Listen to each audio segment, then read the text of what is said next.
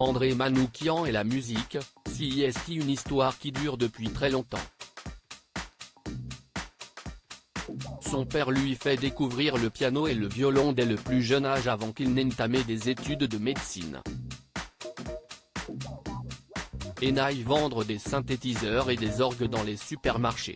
Féru de musique classique, André Manoukian se découvre une grande passion pour le jazz lors de son premier séjour aux États-Unis. Son talent, il le mettra d'abord au service des autres, collaborant aussi bien avec son ex Liane Foley qu'avec Mireille Darc, Janet Jackson ou encore Charles Aznavour dans les années 80 et 90. Il lui faudra encore attendre 10 ans pour se faire vraiment connaître du grand public. En 2003, les téléspectateurs découvrent le visage d'André Manoukian grâce à la nouvelle star. M6 se paiera ses services de juré pendant 7 ans. Une parenthèse audiovisuelle intense et mémorable au cours de laquelle le pianiste découvrira des voix en or.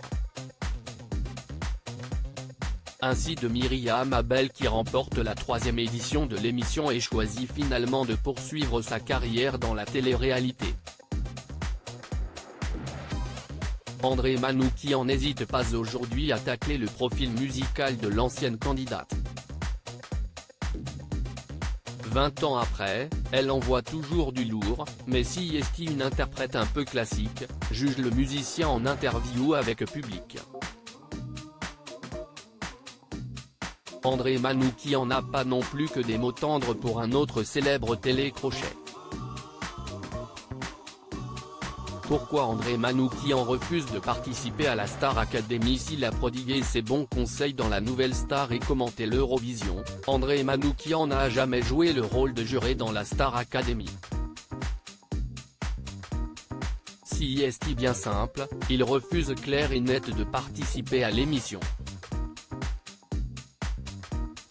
Je pense que ce qui a fonctionné, si est le côté télé-réalité pour les gosses, explique celui qui a été candidat dans la première saison de Danse avec les stars. Moi, je suis bien où je suis. Je ne crache pas dessus, ces émissions sont importantes, mais si je dois faire de la comédie, je préfère jouer dans un téléfilm. Des propos qui ne vont sûrement pas faire plaisir à Alexia Laroche-Joubert qui a produit l'émission de 2001 à 2008. But